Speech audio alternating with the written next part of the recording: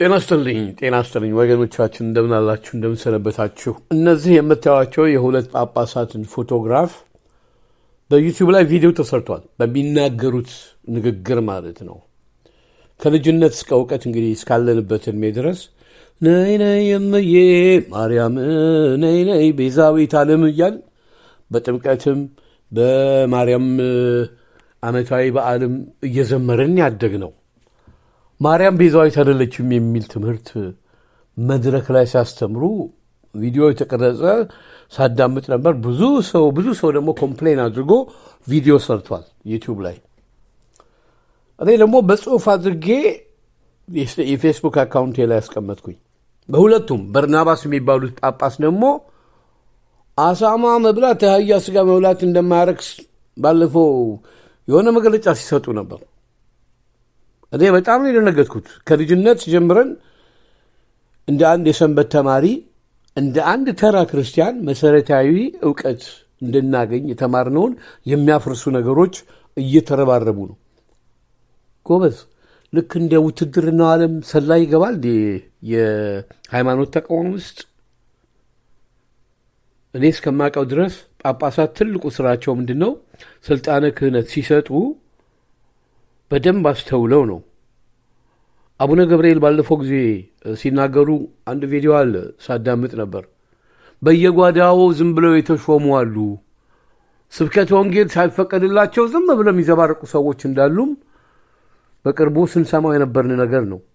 አባ ገብረ ኪዳን ገልጸውታል። እንደው ምንም ኃጢአተኛ ብንሆን መሰረታዊውን የሀገራችንን የኦርቶዶክስ ተዋሕዶ ቤተ ክርስቲያን ያጸናች ትልቋን ሃይማኖት በዓለም ሕዝብ ፊት ክብር ያላትን የተናቁ ሁሉ አሁን ወደ እርሷ እየመጡ ባለበት ወቅት እንደነዚህ አይነት ሰዎችን ቅዱስ ሲኖዶስ እንዴት ነው ዝም የሚለው? በተለይ ፓትርያርኩ እንዴት ዝም ይላሉ ነው? ወይስ እርሳቸውም በቃ ግራ እኮ የሚያጋባ ነው። ጎበዝ ሰዎች ኑሮ ሲታታባቸው ሃይማኖት ይቀያይራሉ። ከልጅነታችን እኛ ወንጌሉን ስንማር ወደ ሌላ ምንም የሚያስኬደን ነገር የለም። ግን ይሄንን እንሰማ ነበር። የጴንጤዎች ቸርች እኔ ሄጄ አዳምጥ ነበር። የጥያቄና መልስ ፕሮግራም ቢኖር እጅ አውጥተን እንዴ ይሄማ ይሄ አይደለም አትሊስት መሰረታዊ እውቀት ስላለን እንከራከራለን በሚል ማለት ነው። ይህን ነገር በቅርቡ የቀሲስ መላኩ የሚባሉ እና በርናባስ የሚባሉ ጳጳስ በእሳቸው ስር ሲማር የነበረ ምህረት መላኩ ጴንጤዎችን እንዲህ ሲያፋጥጥ እንደነበር አይቻለሁ። ግን እነሱም ጋር ችግር አለ። የሚገርማችሁ ነገር የምህረት አባት ቀሲስ መላኩ የሰሩትን ቪዲዮ አይታችኋል? እስቲ ከጀርባቸው ያሉትን ስዕላት ተመልከቱ። የግሪክ ኦርቶዶክስ ባለፈውም ሲናገሩ ነበረ አቡነ በርናባስ።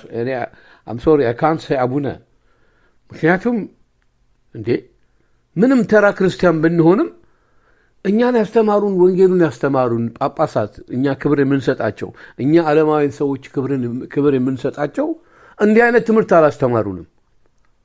አሳማ ወይም ሌላ ርኩሰት የሆኑ ነገሮች በብሉይ ኪዳን ተጽፈዋል። ክርስቶስ ደግሞ ላጠናክር መጣው እንጂ አልሻርኩም ብሏል። ምንድን ነው እንዲህ አይነት ነገር? ሌላው ቢቀር መጽሐፍ ቅዱሳችንን ራሱ እኮ ከግሪክ ነው የተረጎመው ብለዋል አቡነ በርናባስ የሚባሉት ኢንክሉዲንግ የምህረት መላኩ አባት። ከጀርባቸው ያለውን ስዕሎት ተመልከቱ። የተዋህዶ ቤተክርስቲያን አይደለም። ይሄ ነገር ያጠያይቃል። ኦርቶዶክስ ሲባል ብዙ አይነት ኦርቶዶክስ አለ ጎበዝ። የኢስተርን ኦርቶዶክስ አለ፣ የግሪክ ኦርቶዶክስ አለ፣ የሌሎችም ብዙ አይነት ልዩነት አለን። የምስራቁም የግሪኩም የአሳማ ምናምን የሚበሉ ናቸው። በፍጹም ኦርቶዶክስ ተዋሕዶ ቤተክርስቲያን የመጀመሪያ ክርስቲያን በሐዋርያው ፊልጶስ የተጠመቀው ጃንደረባው ቤተ መንግስቱን የሚያስተማረ ሰው ነው። መላ ኢትዮጵያ የክርስቲያን ደሴት በነበረችበት ዘመን እውነተኛው ያልተበረዘ ያልተከለሰ ክርስትና እምነት የነበረበት ዘመን ነው እንጂ እኛ የግሪክ ኦርቶዶክስ ተተረጎመ የሚል መጽሐፍ ቅዱስ አልተማርንም። የኢትዮጵያ ኦርቶዶክስ ተዋሕዶ ቤተክርስቲያን መጽሐፍ ቅዱስ የተተረጎመው በቀጥታ ከሂብሩ ወደ ግዕዝ ነው። ተርጓሚው አባ አብርሃም የሚባሉ ጎንደሬ ናቸው። ጎንደሬው እዛው ኢየሩሳሌም የነበሩና እዛው ኢየሩሳሌም ነው የተረጎመው ወደ ግዕዝ ቋንቋ ከሺህ ምናምን ዓመት በፊት ማለት ነው እንጂ አዲስ ነገር እየፈጠሩ ምናልባትም እንግዲህ ቴዎሎጂ ፊሎሶፊ ይማራሉ እነዚህ ምሁራን ክህነት ወይም ደግሞ ምሁራን የዘመናዊ ትምህርት የተማሩት ካህናቶች ኖ ዘመናዊ ትምህርት ስትማሩ ከኢትዮጵያ ኦርቶዶክስ ተዋሕዶ ዶክትሪን ጋር እነሱ ያስተማሯቸውን ማቆራኘት የለባቸውም በፍጹም እንደዛ አይሆንም ለዛም ነው እኮ አይታችኋል ካቶሊኮች ራሳቸውን ሲጠብቁ ለመጀመሪያ ጊዜ ካቶሊኮች ጋር ችግር ተፈጠረ የተባለው አሁን የሞቱት ሰሞኑን በቀደም ትናንት ነው የሞቱት መሰለኝ እንጂ በፊቱ የእኚህ ፖሊሹ የፖላንዱ የነበሩት ራሳቸውን አይነት ያ የነበራቸው ዶክትሪን እንዳይለወጥ የሚሆነውን ነው የሚሾሙት የኢትዮጵያ ኦርቶዶክስ ተዋሕዶ ቤተክርስቲያን የመጀመሪያው ችግር የተፈጠረው አቡነ ተክለ ሃይማኖት ካረፉ በኋላ አቡነ መርቆሪዎስ ከያዙ በኋላ አቡነ መርቆሪዎስን አባረው ወያኔዎች ፖለቲከኛውን አባ ጳውሎስ ሾሙ ከዛ ወዲህ ቤተክርስቲያናችን እስካሁን እየታመሰች ነው አባ ጳውሎስ ወያኔው እንደ ካቶሊክ ነበር የሚለብሱት አሁን ደግሞ ጭራሽ ጴንጤ ሰርጎ ገባ እንዴ ተዋሕዶ ቤተክርስቲያን ውስጥ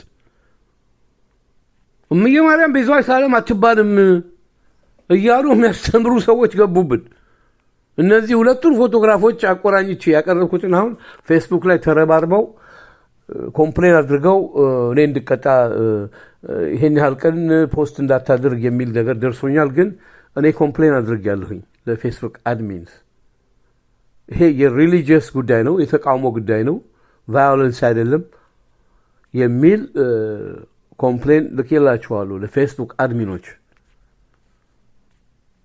ቤተክርስቲያናችንን እኮ የሚያበላሹ ያሉት ሰርጎ ገቦች ናቸው ማለት ነው ጎበዝ ቅዱስ ሲኖዶስ ሲኒየር ጳጳሳት ምን ነው አቡነ ገብርኤል ሲቃወሙ አይተናል በየጓዳው የተሾሙ አሉ በየጓዳው ስልጣነ ክህነት የተሰጣቸው ሰዎች እንዳሉ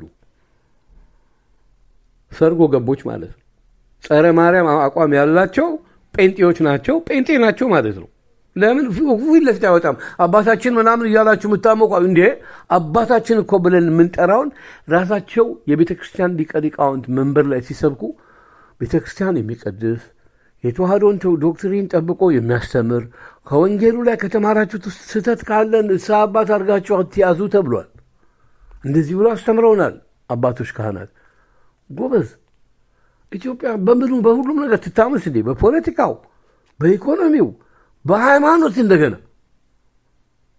የሃይማኖት ይሄ ከውጭ የገባ አዳዲስ የጴንጤ ኢቮሉሽን ሀገሪቷን አተረማምሷን አይታችኋል ምን አይነት ነገር እንዳለ ህዝባችን ደግሞ ንቃተ ህሊናው በጣም ዝቅተኛ የሆነ ነው የመጣው ለምን እንደው ታውቃላችሁ መሰረተ ትምህርት ከቆመ በኋላ መሀይም ብዛት መሀይም ስላችሁ ቀለም የቆጠረው ብቻ አይደለም ለምን ዩኒቨርሲቲ ግራጁዌት አድርጎ ለምን 15 ዲግሪ አይኖረው ምን በቃ የዘቀጠ ትውልድ እየተፈጠረብን ያለው በሁሉም አቅጣጫ በጣም ያሳዝናል ተዋሕዶ ክርስትና ጠንካራ ካህናት ነበራት በፊት